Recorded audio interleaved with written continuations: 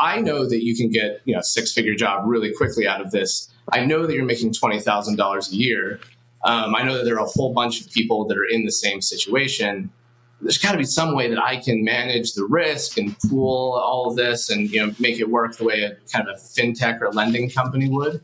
And so really combining those two things originally was a crazy idea. And we just started saying, hey, pay us after you're hired. And that blew up. We basically require that everybody goes through a free trial of learning how to code with us. Even once you enroll, for the first little bit, there's still a withdrawal period because we don't want you to have to make the decision. And then after the withdrawal period where you can withdraw for free, the payment that you owe us starts really small and goes up gradually. We really only want you in the school if you really want to be in the school and vice versa.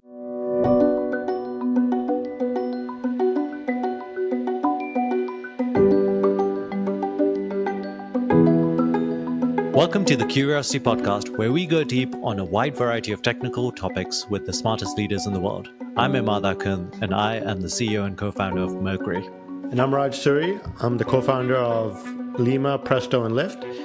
And today we're talking to Austen Allred, who is the founder and CEO of BloomTech, formerly known as Lambda, which basically helps students develop technical skills that are very relevant to the workplace. They train new software engineers, helping people from a wide variety of previous backgrounds to qualify as programmers, and really dramatically help their income profile. Immad, what were you curious to learn about from Austen today? I think it's pretty interesting. We've seen a lot of what are Ivy Leagues for, and all of this kind of backlash against some of this stuff around Palestine and things like that recently. But even before, people dropping out, thinking colleges are not worthwhile. Austen has a very different approach to it with BloomTech and really focuses on careers. And I think that it's kind of interesting to think where is education going and who is innovating here? And it's not actually that much innovation. So I think it's great to kind of go deep with Austen on that. Yeah, I mean, education is one of the biggest costs ever for any human. And, in the US, it's getting bigger and bigger. It's one of the costs that doesn't decline with time and that gets worse, like healthcare. And there's big questions that parents, you and I included, ask about, where do we spend our education dollars? And there's also this big question about retraining of America as technology is taking over more part of our society. How are regular people going to adapt to that? And one of the big questions is how are we going to retrain America? And I think Austen is answering that question really head on with this company. It's we'll find a way to do it. When you went to college, did you think about it as mostly hey, this is going to help me get a job? Or did you think oh, this is going to elevate my class or some other kind of non-specific objective?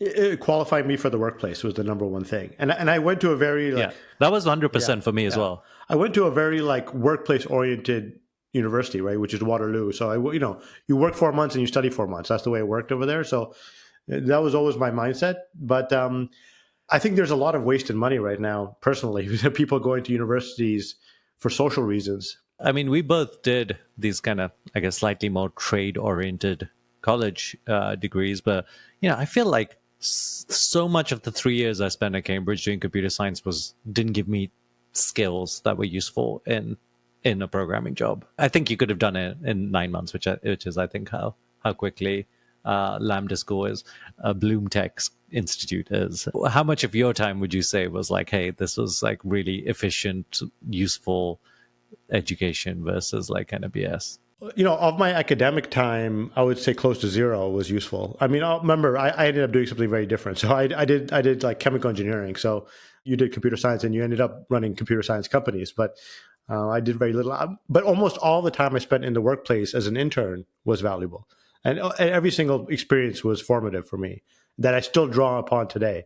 But yeah, I mean, certainly my computer science courses were relevant to the tech companies. But yeah, it's just very interesting to see a very focused type of company that's actually trying to solve problems versus just living a legacy of the past, which I feel a lot of universities are just living a legacy of a past where they used to teach Latin, to people, things that don't make sense just to learn just almost for nostalgic reasons, right? The funny thing is, after all of that, I would still encourage my kids to go to college, right? So it's like these institutions just have a hold on people that is like beyond logic in some ways. Why would you say that though? Why would you? I just feel like it's just so much more than the getting a job. It's like meeting friends. Like I'm friends with lots of people that I went to college with. It is getting that credential, like which gives you options for getting. Like I didn't know I wanted to be a programmer. I could have been anything, and like I feel like having that on my resume gave me the capability of like applying for any job and gave me the confidence to do that. So I think it's a series of things that like I just don't know whether my kids will, or even I knew that much about myself when I was 18, and like college is just optionality, and it would be hard to like not promote that. I have a different view of it, whereas like I want my kids to learn to be independent and not rely on credentials for their confidence, and rely more upon their own skills. But the world still expects those credentials, right? Like, how do you get away from the world's expectations? But like I think separating your own self-worth from the world's expectations is like a key element of like, building self-confidence. And so that's one thing I hope to do. I don't know if I will, but like if I'll succeed at that. But that's one thing I would hope for my kids. And the other thing on the social element, I feel like being able to make friends easily as an adult is a very difficult skill. And I think that is something that college almost like coddles people to like just having friends around you, people your same age. But real life isn't like that. It's like it's hard to maintain friendships and make new friendships in the real world, I think. But anyways, we've talked a lot, and let's now welcome Austen to the show. Hey, Austen, welcome to the podcast. It's great to have you here. Hey, thanks for having me. Good to see you all. Absolutely. You are really a prolific, writer, and I've heard reader as well. I think you have probably one of the most prominent Twitter accounts in the tech world. Would you agree with that? Like probably one of the more prolific publishers. Them, there's certainly others that, are more influential than mine, but what started out as a really bad habit a long time ago became a strategic decision to keep doing. So yeah, I'm lucky that my addictions helped the company in some way. Yeah, no, you should tweet a lot about the company, and now I think you tweet just about a lot of different things. There are some interesting topics. Definitely one of the most interesting accounts out there, just like with a variety of stuff you talk about. Thank you. Which definitely gets Immad and I interested. Well, let's just start off with maybe a quick background on yourself and like what you're working on. I think would be helpful. Yes, my name is Austen Allred. I'm the co-founder and CEO of Bloom Institute of Technology, formerly known as Lambda School until a trademark lawsuit, but still more people recognize that name. And yeah, basically we are trying to build the best technical education in the world, and there are a few important things that we're doing in that regard, among which perhaps we're most well known for, is trying to de-risk education. So different forms of financial instruments where you don't pay until after you're hired, or where jobs are guaranteed so much as we can, or at least we guarantee that if you don't find a job, we'll refund your tuition. And there's a lot of thinking and experience that goes into why we are so bullish on that. But yeah, that's a high level. Why did you decide like education was something that needed to be changed? Like where was the gap that you found in particular? I went to a normal public school, all growing up. And then for college, I did a couple of semesters at BYU. And the whole time I just felt like it was severely lacking. But when I originally dropped out of school, I was fully intent on waiting to see somebody else do what BloomTech is now aspiring to do. I didn't, really want to run a school. I didn't think of myself as an educator. All my grandparents on both sides are educators, actually, but I didn't view myself in that vein. And I was just waiting for anybody to do what I felt needed to be done, and it wasn't happening. So when I was in college, I just felt and in high school as well, very stuck. It was moving very slowly. There's so much stuff that I wanted to do, and it wasn't aligned with what college was in so many different ways. So basically I took one semester, basically pulled I think I had like $1,000 in my bank account at the time. It was probably even less. And I had like a 2-door Honda Civic, and I was like, you know what? I'm just going to go figure this out on my own. So I drove out to Silicon Valley. I didn't know where to go. I didn't know what to do. I didn't have any skills. I didn't really have anything. I was just like, I'm going to show up and hustle and figure it out. Pretty quickly in Silicon Valley, you learn that if you don't know how to code, your value is 1/100th of what it would be if you actually knew how to build stuff. So I was like, okay, I guess I need to teach myself how to build stuff. So I spent most of my time doing that, and the rest of it, just trying to understand, how tech works and what the ecosystem looks like, and it ended up working out really well. I got a relatively high paying job for someone with no degree and no experience in San Francisco. And then when I would go back to where I moved to San Francisco from, in small town Utah, everybody would be like, "That's exactly what I want to do. Take me through all the details." And you're talking to somebody with 3 kids running around in the background behind them, and you're like, "That's not my path. Isn't going to work for you. I wish it would." So originally we just said, what, let's just put a really high quality, like deep computer science education on the internet. As lame as that sounds, that was the original idea. And then, we knew that we wanted to go a lot deeper than a code boot camp, having, hired and looked at resumes for a whole bunch of, would-be engineers from code boot camps. I was like, you're not at the level that you can actually produce value for me yet. You need, if you would go a little bit more and that was pretty universal in everybody that I talked to. So it's like, oh, well, if we do a much longer, much deeper version of a code boot camp, closer to what you learn in a CS degree, but still, super practical and hands-on, we could do that online, and it'd be really interesting. And so we started there, and pretty quickly learned that everybody that we were talking to was very interested, but they didn't have enough.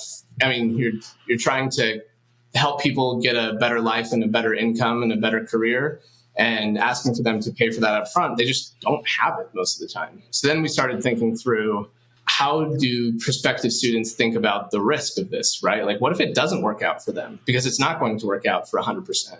What does that mean if we charge X dollars and you don't get a job? Are you financially ruined? And in some cases, the answer is yes. So, okay, as a school, how can we manage and offset that?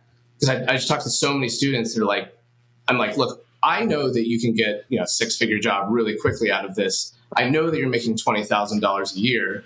I know that there are a whole bunch of people that are in the same situation.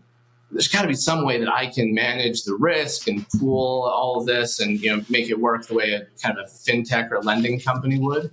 And so really combining those two things originally was a crazy idea. And we just started saying, hey, pay us after you're hired. And that blew up.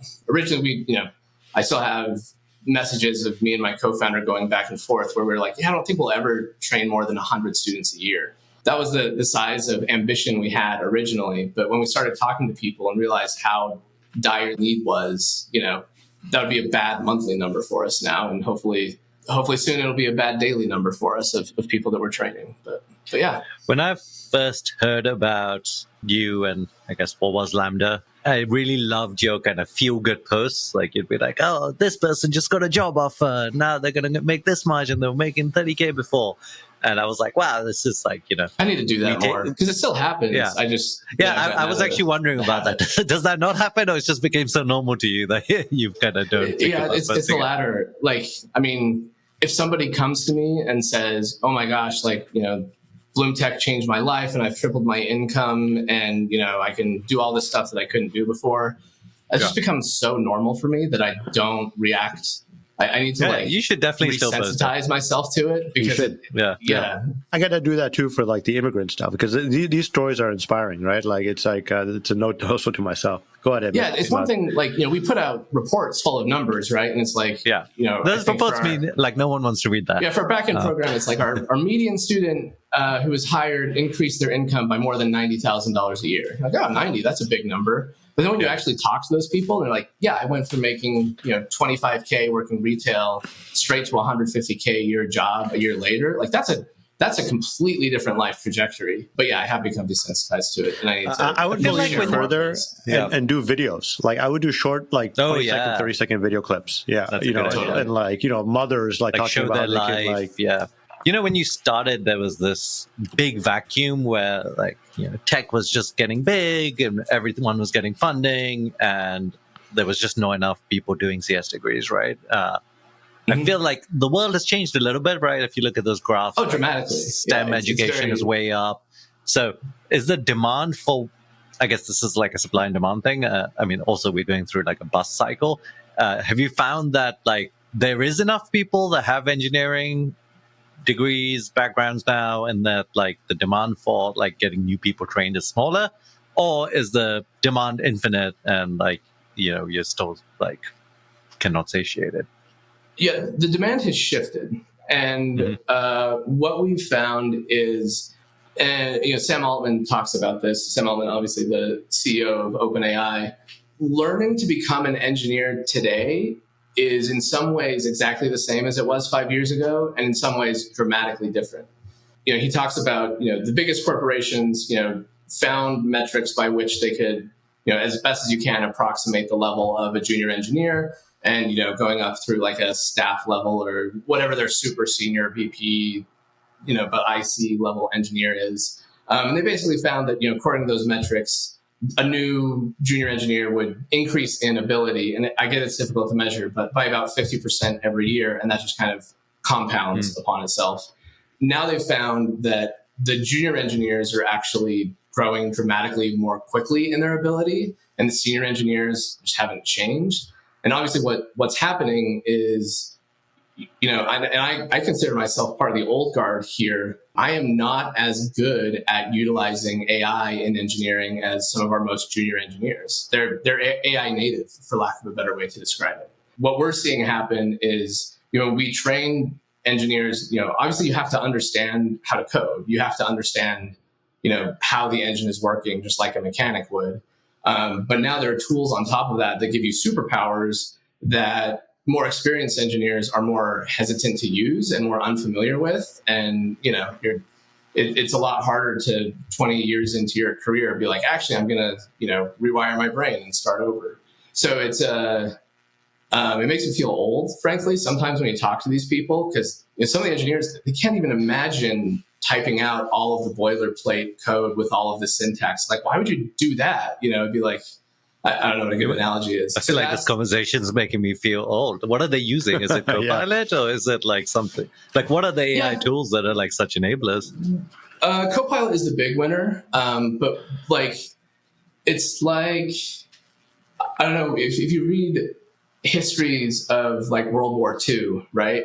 And in the very beginning of World War II, everyone has figured out trench warfare from World War I, and everyone is, down in their trenches, and, they pop out of the trenches. Well, in World War II, you have mustard gas and machine guns that just wipe out the entire trench. It's just a totally different strategy and mental model. And that's what I'm seeing in engineering, like sitting there all day, fine tuning exactly what you're going to name each variable is still important. But if you can let AI do some amount of the work, I mean, we literally see junior engineers that can do almost 10 times as much as a junior engineer would be able to 5 years ago.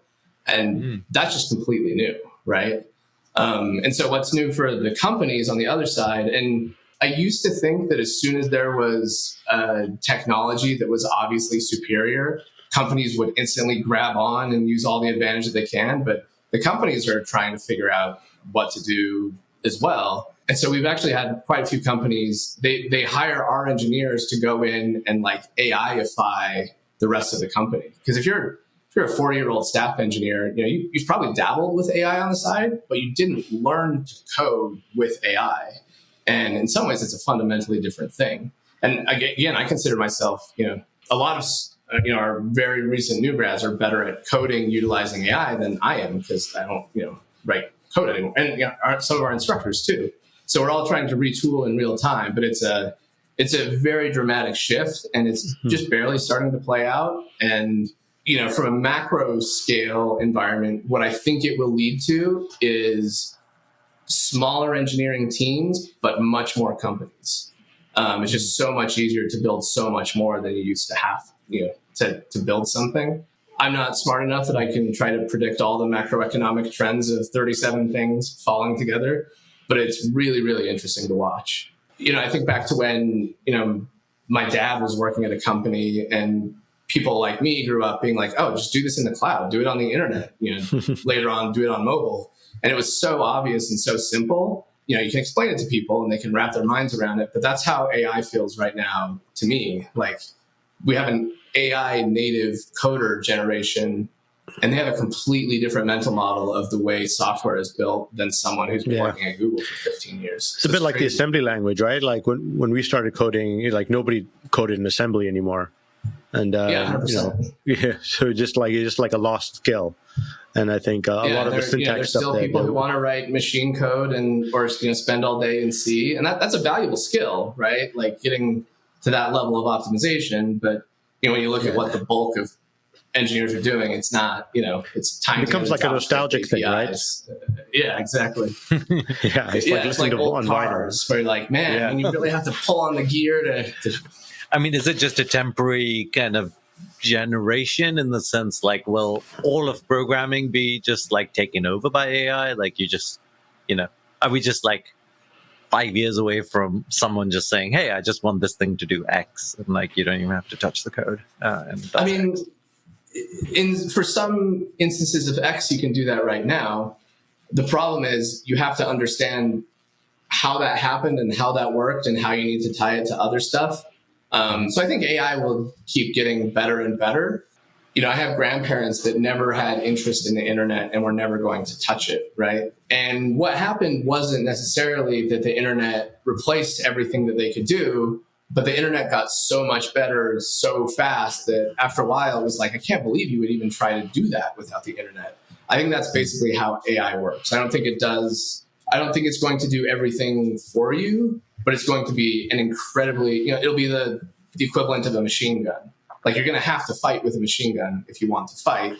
And the fight is going to look different than when, you're fighting with bayonets, but the machine gun can't do everything by itself. It still has to have somebody wielding it. Obviously you can devise a generative AI superhuman hypothesis where it can do everything that a human could and more. If that happens, then everything changes. But I don't think we don't seem to be too terribly close to that point just yet. Do you think everyone can learn this skill, like can become a programmer, or do you think it requires like a certain brain? Like I could never be an artist, for example, but I'm great. My brain kind of works very well as a programmer. Is it a similar thing that like only certain percentage of people can be good programmers? Look, I love the meme of everybody can become a programmer. I think it's, for a long time, on the balance, the general consensus would push people away from becoming a programmer who would have really enjoyed it and appreciated it. But if we're being super literal, no, I don't believe that 100% of people can become programmers. To look at like the extreme outliers, there are people who can't, learn to function at all. And there are a number of intersecting. I guess like in the numbers you see, what percentage do you think can become, assuming they have the motivation? Yeah, that one's more difficult to answer. What I am more confident in is that if you take the way that BloomTech teaches, the way that people go through our curriculum, somewhere between 40 and 50% of people that we see coming through our front door are going to be, have the right mix of whatever it is to become successful in our programs. Obviously, our model is, that we're paying for most of our costs up front out of pocket and trying to recoup it on the back end. So it's very important for us to identify the times when it's not going to work out for somebody. And I do not feel confident unless there's like a severe mental handicap or something. Like I don't feel confident telling anybody you don't have what it takes to become a programmer. I am very confident at times in saying, look, I don't think that BloomTech is the right fit for you, and I don't want you to waste months of your life figuring that out.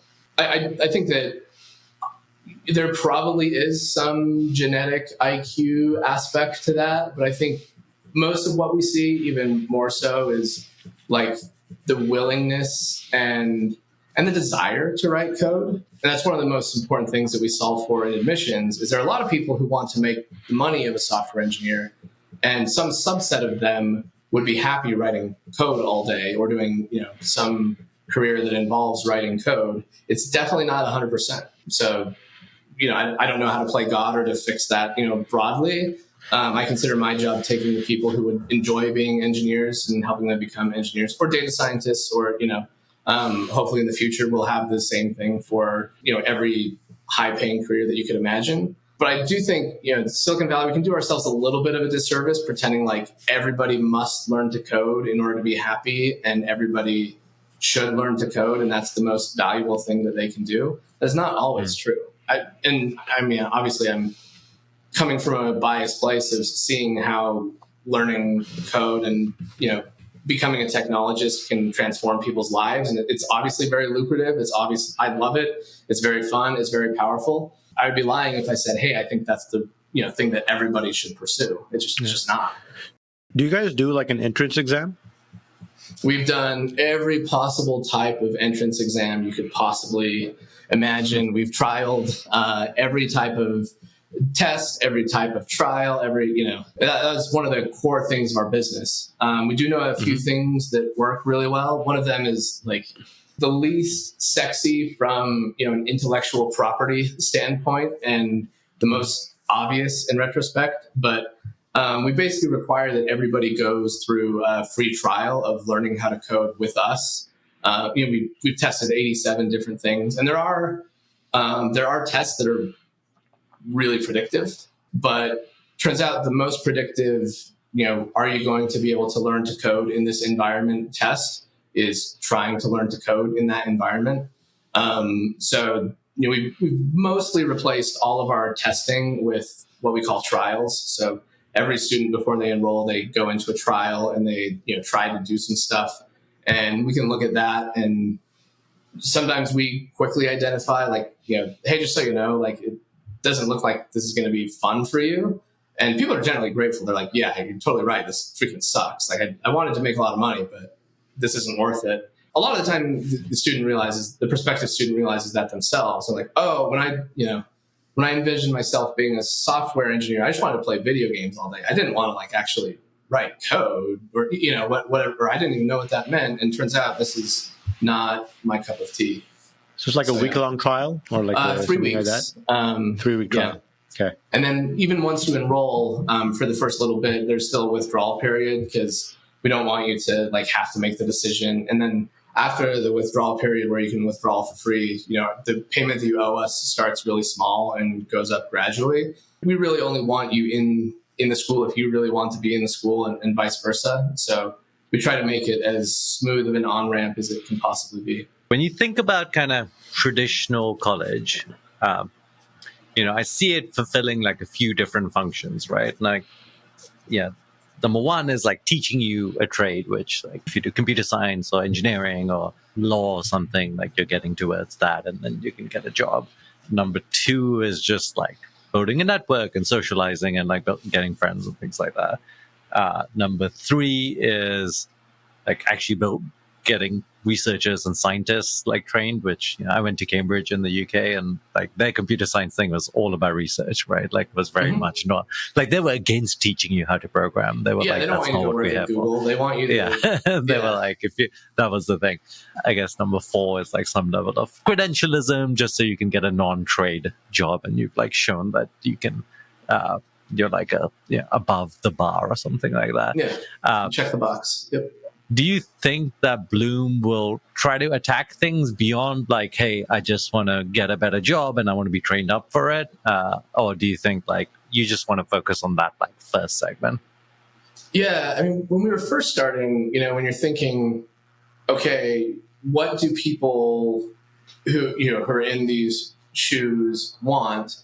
First and foremost, I was solving it for myself, right? Because I don't know what everybody else wants. I know what I would have wanted, and I built exactly what I would have wanted.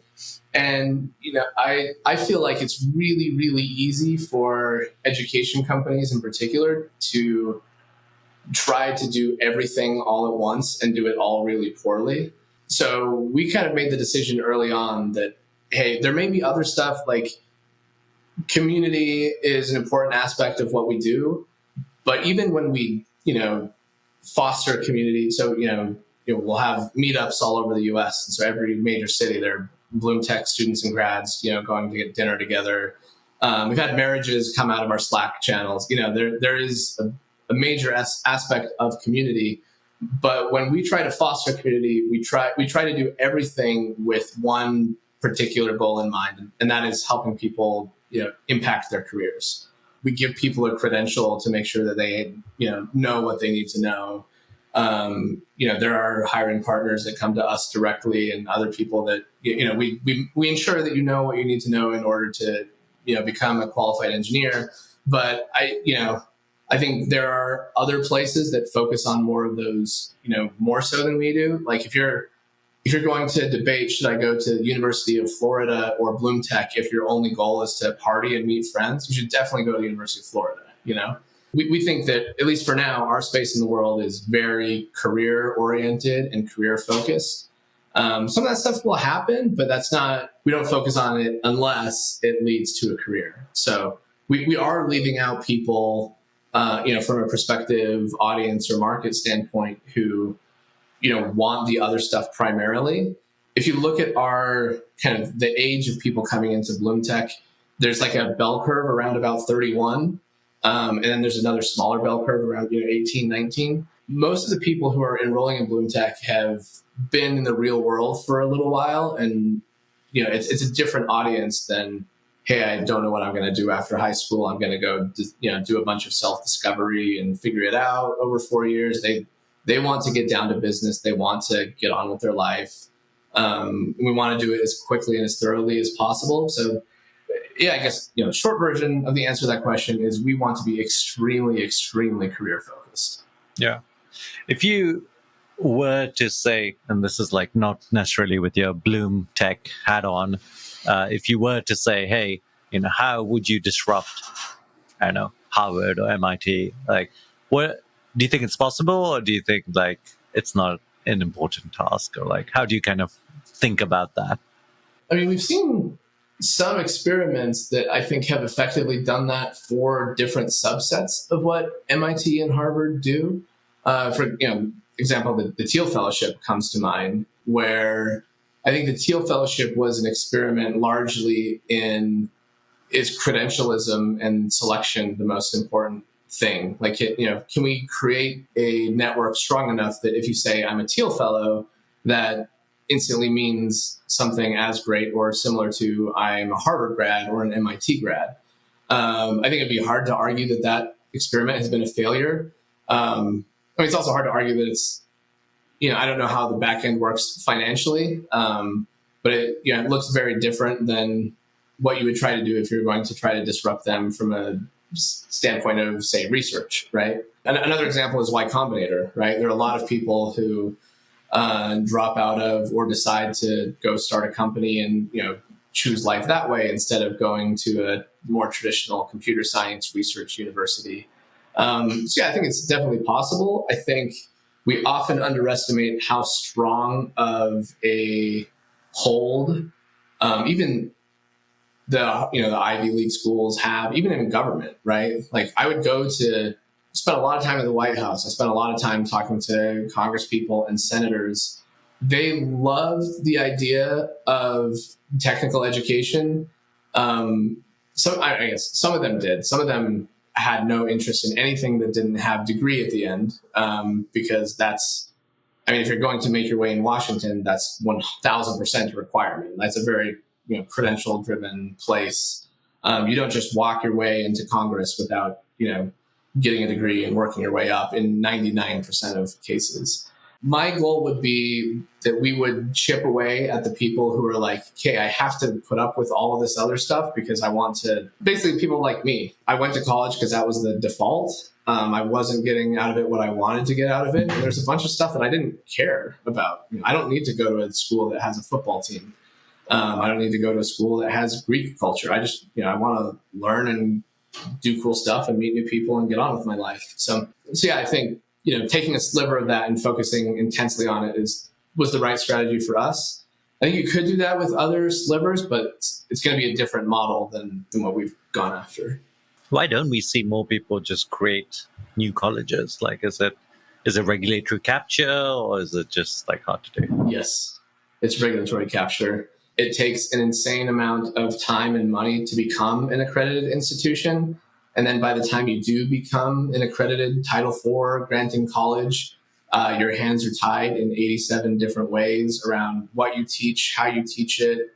You basically have to look like every other university in order to go there. So it's really hard to disrupt when it's like, okay, like how much money and time are we talking about?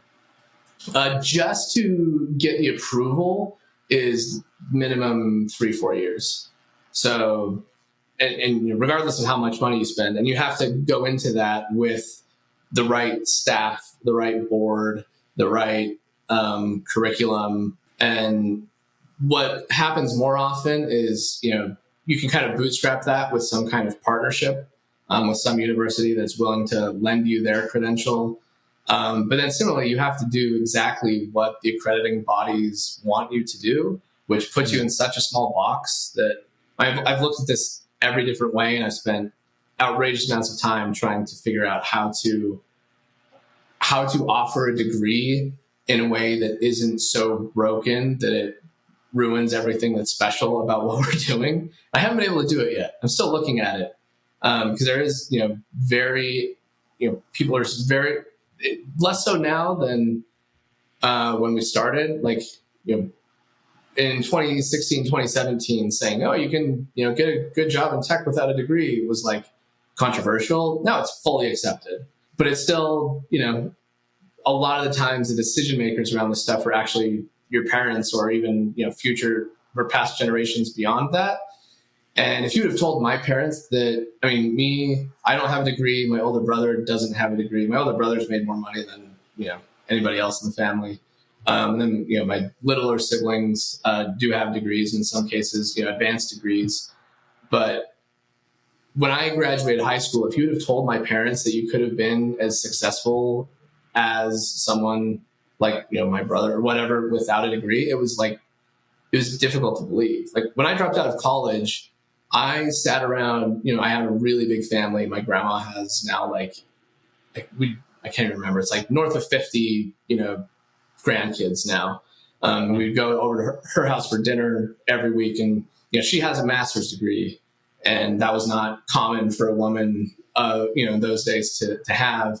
And basically, I kind of told everybody, yeah, I think I'm gonna just drop out of school and I'm gonna go live in a car in Silicon Valley, and we'll see how it works. And there was the only way to describe it is an intervention, right? Everyone was like I could have been saying I decided to try doing meth, and it would have been the exact same response. And that's not because they don't love me. They want only the best for me. But in their minds, I was very literally walking away from the greatest opportunity that they'd ever been given. And I was walking away from a successful life, and I was walking away from being happy. And so they're obviously going to try to corral you back in. But I think that's an example of how extreme the viewpoint was that degree equals success. And that's been, my generation, I think, was among the first to watch that play out and be like, oh, actually, sometimes getting a degree totally screws you up for the rest of your life. And it's not a golden ticket that if you have, is the word like degree a protected word? Like, you can't say you're giving a degree. Okay. That's correct. So but you can come up with a new word. Like if you came up with and there's every version of credential. There's nano degrees, and now there's a big legal battle over whether that's okay to say. So it's a whole thing. And similar to when you watch Uber battle the taxi industry, the university industry puts the taxi industry to shame in terms of its alignment with the government and the cabal basically that is, and this is all stuff that I know I'm going to get in trouble for saying at some point, but it is very literally regulators working hand in hand with the universities saying, how can we shut down any potential threat to you guys? It's not like this honestly sounds worse than getting a bank charter, which I've always thought is a pain, but this seems even more extreme. So So the way it works is if you don't get a degree and you're not an accredited institution, then every state decides how they want to regulate you separately. So as an online school, we have a compliance team that is like, they spend all day checking boxes with each of the individual states. And, they all have different laws there are laws that are like, you can't teach students in state A if the teacher is in state B, because they're trying to, avoid people getting around taxes and all that stuff. And so, we know that if we have an instructor that's in that specific state, we have to make sure there aren't any students that happen to be living in that other state. And it's just like, all the laws are totally, well, not all the laws. Some of the laws are completely insane. Some of the laws are actually impossible to follow.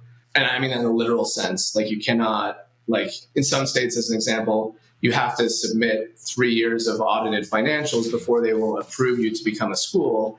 And until you're a school, you can't enroll any students. So how do you get 3 years of, I guess theoretically you could set up a company that does nothing for 3 years and then submit 3 years of audited financials of doing nothing. But you can't, like, it's a chicken and egg problem. And when you go to the regulators and you're like, hey, this is a chicken egg problem, like, okay, what do you want, comply. What do you want me to do? So it's a whole thing. I actually would love to hear a couple of stories from you, Austen. Maybe a couple of the most remarkable stories that you've dealt with. Oh man. People whose lives have changed, going through this program. Yeah, I think one of my favorites that comes to mind is a gentleman by the name of Chris Atoki. And he was, I'm not going to go fully into his background. That's his story to share. But at the time he enrolled in BloomTech, he was working in a failing mattress store that basically had nobody coming in, just trying to make ends meet. And he was living he used to say he was living in his car. He was actually living in the mattress store. He just didn't want the people who owned the mattress store to realize that he wasn't going home at night. So he attended BloomTech at night from a Wi-Fi hotspot in the back of a failing mattress store when he was literally homeless. He's sharing pictures now of like, hey, this is the house that I bought, and it's a beautiful house with manicured lawns and bushes. And I don't, we lose visibility into how much they're making after a few years, unless you ask and get answers. So I don't know exactly how much he's making now, but I know he's like doing really, really well. Far better than the median student probably, and far, far better than the median American, even the median American homeowner. So that one comes to mind. But a lot of the times it's not, so much the crazy story where, this guy was homeless and figured it out, as it is like one of the stories that always sticks out to me is I was just randomly, there's a student who was trying really hard to get a job, and he had, no credentials, no work history, no anything, which always makes it a little bit harder. He was living with his wife and daughter in like a 400 square foot studio. His job was in the 90K range. So he went from making, minimum wage straight to 90K. And when that happens, we have to sit down with people and be like, okay, like here's what that means. You're going to pay a lot more taxes than you're used to. Don't go buy a BMW tomorrow. Like, let's work with you on personal finance stuff so you don't go, because it's a new skill. As I was talking to him, like, man, how does this feel? Like, because I remember very distinctly the first time I got a job offer when I was, didn't have a penny to my name. And my first job was a 6-figure job offer. And I thought like something had gone wrong in the universe, that like they had made some mistake somewhere. But so I was kind of talking to this student, this gentleman, and relating my story. And I was like, yeah, I was so excited to like, you're not worried about bills and like not have to, I could go to the grocery store and not have to check my bank account immediately before to see if I could, buy tortillas and beans, or if I could, splurge a little and buy bread or something. And I was like, so, what are you thinking about? And he kind of broke down in tears, like, all I care about is I know that my little girl is finally going to have her own bedroom. And like, that was his thing that carried him through the entire time. And I have 2 daughters of my own. And so just hearing like, when I got my first job, I was newlywed. I wasn't single, but I wasn't, when you put kids in the mix and people fighting for their families, that hits me at a completely different level than like, awesome, I get to, buy a new phone and buy a new car and not have to worry about bills. That's fundamentally different for me. Yeah, no, it's a great story. And what's the rough distribution between like people like age, range or family status, of people going through the program? Or like, do a lot of people have families when they go through the program? Yeah, is that a big motivation for a lot of people? I don't know that we have data on, what's your familial status and do you have kids and dependents or whatever. It's the norm that somebody would have a family that is, that they're working toward supporting in some way. That's the norm. So like that's like a big driver for them is like their kids and like, supporting their families. Yeah. Yeah, I mean, it's different for everybody, but we used to do a series. I should share some of these videos where we have a bunch of videos where people would secretly record them telling their family that they got the job offer. And that is the coolest. Like, I mean, there's a video of, I don't know if this one's under, shareable because they go into more detail, but like, is a student who studied English and was teaching English for a few years and went through our iOS program and got hired at Apple. And, so she like gathered her family together and they could tell that something was going on. But like when she was like, I got hired as an iOS engineer at Apple, they're like, everyone's so excited and so happy and everyone's crying. And it's like, it's a life-changing event. Like it's a fundamentally different trajectory for the rest of your life to, be an engineer at Apple. That's not only their life, but the life of all the people around them. Right. Yeah. The generational impact from there is. Yeah. On a marginal basis, like that's like some of the biggest impact you possibly can have, right? Like it's like from that to minimum wage, you're a free functioning human being, you can make you minimum wage, right? But like, from that to like an iOS engineer is like, that's way better than an iOS engineer to like a founder even getting their first exit. I think it's a huge difference. We had somebody run the numbers once where I showed that you could actually, I haven't convinced anybody to do this yet, but you could fund all of BloomTech with like 50% of the increase in taxes that our students pay as a result of the shift in income. You could pay for everything. Fortunately, Uncle Sam makes way more money from BloomTech than we do, but that's how it goes.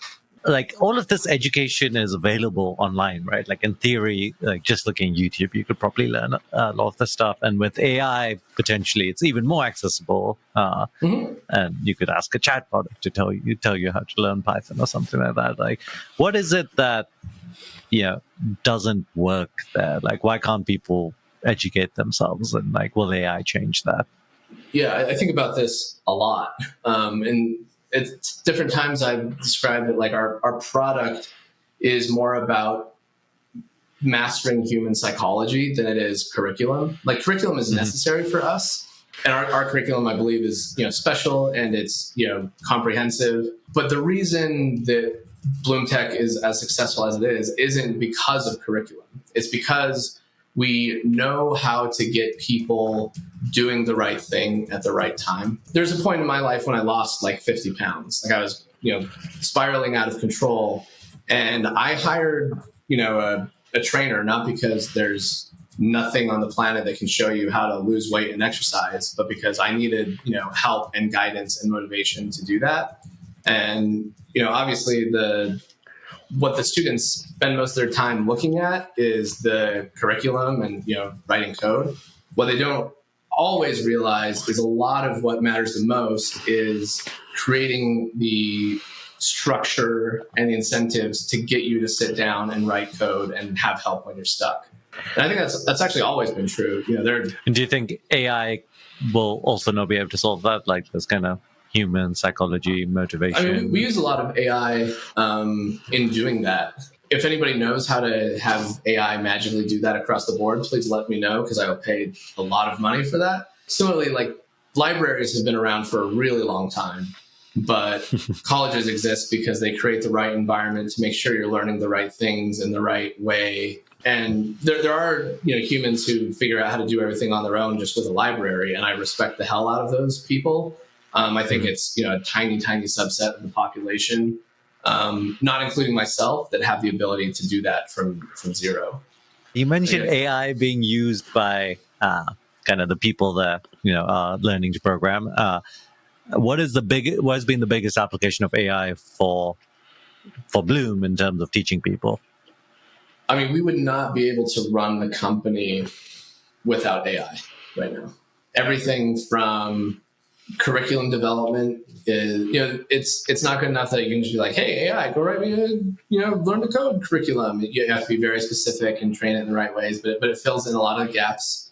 To our job search is actually very heavily AI. So we, for a student, say, we understand their profile and say, what kind of jobs are you looking for? Okay, here are all of the jobs, apply to them. And then AI is going to write you a custom email to send to the hiring manager, and another one to send to somebody who works at the company saying, hey, I just want to learn more about what the company is like. And I know I've never met, and it identifies the right person and writes the email for you. So there's a lot of stuff that's just time saving. Our first line of defense from a support standpoint now is like the AI is already better than the average human at answering most support questions. And then, I could go talk for hours about, you have to train the AI a little bit different. That doesn't work out of the box. You have to do some very specific stuff so that AI understands what you do know, what you don't know, how you want to learn, how you need to learn, to not give you the whole answer, to guide. There's an art to that. It's touching every piece of the company, and I try to be pragmatic about this stuff, not like, oh my gosh, AI is going to swallow everything instantly. But even then, it's like, I can't. It's so impactful to the company that you can't. I could not go back to a world without AI, even already. So, wow. It's amazing, man. I feel like we could have talked for another hour, but we are out of time. Yeah, for sure. Thank you so much, Austen, for making the time. It was good connecting, Austen. This was a great chat, and we'll publish this in the next few weeks. Yeah. So that was a great conversation with Austen. I felt it was really interesting to hear some of the stories that he talked about, like how people could transform their own lives and their families' lives. Sound like it's still very emotional for him even to talk about that. I can imagine, it's a very inspiring sort of role just as another founder to be running that kind of company. I think it's such a privilege to work in tech and be in Silicon Valley, and I think we just forget that sometimes, and it's nice to go like, hey, someone going from like a 30K job to a 90K job, I mean, that's game changing, right? Like all of that's like extra disposable income that and it doesn't just change them, it changes their peers, it changes their kids, it changes so many lives. So I think that's super important, and I often think to myself, right, I was born in Pakistan, right, like what are the steps it took for me to get where I am? And there is a lot of kind of luck involved, and the point of the internet is to enable that luck to be an opportunity to be spread more equally. So I really like how Austen is pushing that. It was really touching to hear some of those stories, and I think what's also interesting, I mean, I think you asked a really good question about like how difficult it is to start these education companies. I couldn't believe that. Yeah, that was unexpected. I had no idea. Yeah, I just thought you could say, yeah. It's funny because like it's so difficult, but like the average college is so crappy, right? You would think like the benefit of the difficulty is like the bar is really high, but it makes no sense too. It's not like life and death, right? It's not like a hospital. Yeah. Like you want your hospitals to be accredited so they don't kill you. But I mean, what's the worst Canadian scenario with a school, right? They just teach you something that maybe it's not the right thing. The problem is, America has this like subverted public/private schooling, right? So you get a loan which is done by the government that you can't excuse by bankruptcy. So like because of that format, there does need to be some limits on like who are the people that can qualify for it. But it feels like there should be another path. There should be like, okay, this is the normal system, and now this is the non-government funded system that still can call itself a degree or like call itself education, but doesn't need to go through all these loops. I think that we need to have more innovation in education, and it's great to see entrepreneurs. And what a great personal story he had too. Dropping out of school, driving to Silicon Valley, and it really hustled his way. And you talked about his first job. That was a big moment for him as well, and how he wanted to bring that to everybody else. And that's what we want for everyone in America. I mean, I think if more people felt like they had an opportunity, could be upwardly mobile, maybe we wouldn't have some of the political divisions that we have today. I mean, there's probably a root cause for some of the issues that we have as a country. I mean, one thing we didn't talk about is, he started BloomTech before COVID, before remote work. Like the power of being able to work from wherever you are and having access to these kind of well-paying jobs is also huge, right? So, I mean, it's a perfect storm. Like I can just imagine in 5 years' time, you can be anywhere and, have very little experience or skills, and you can like get a high-paying job and like contribute. 100% agree.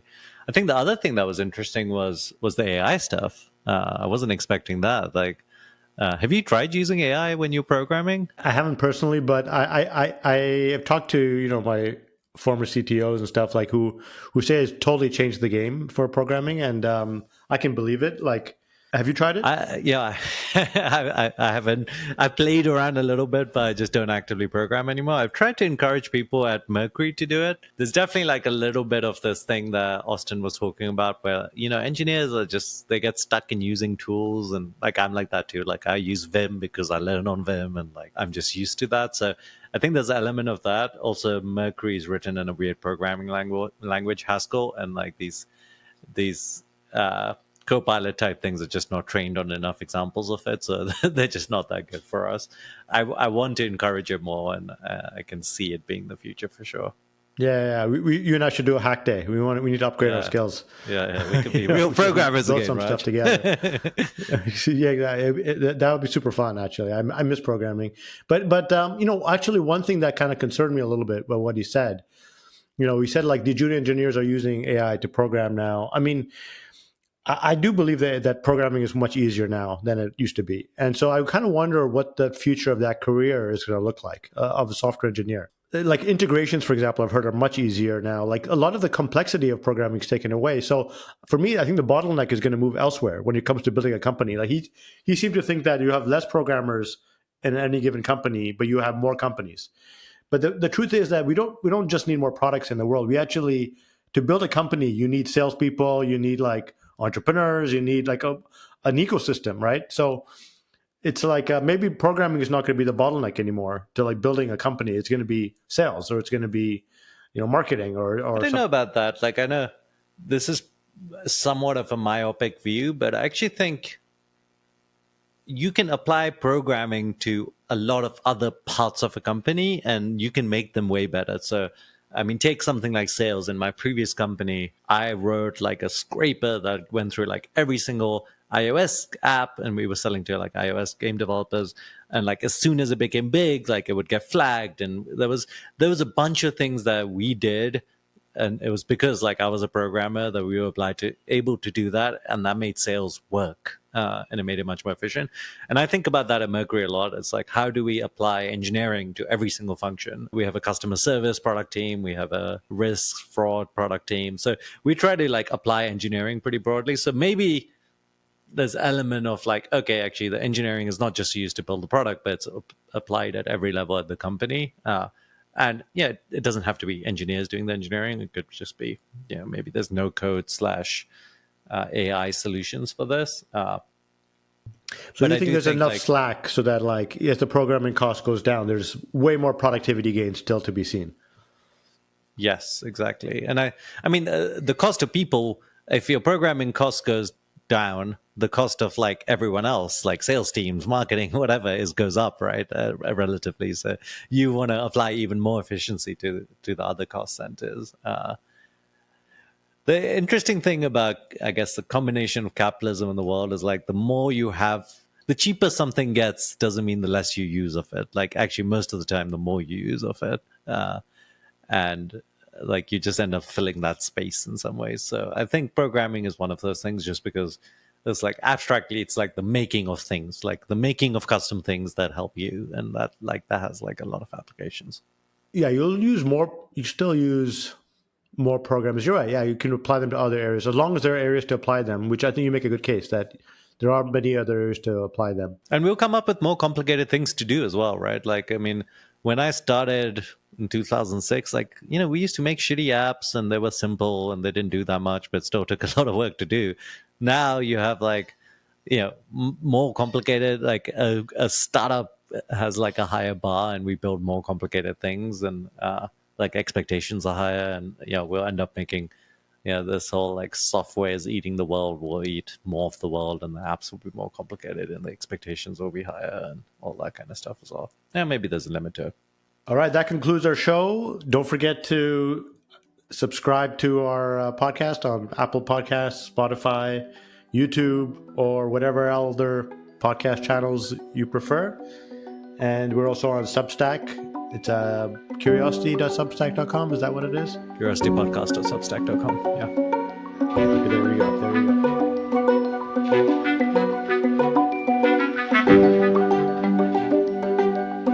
go.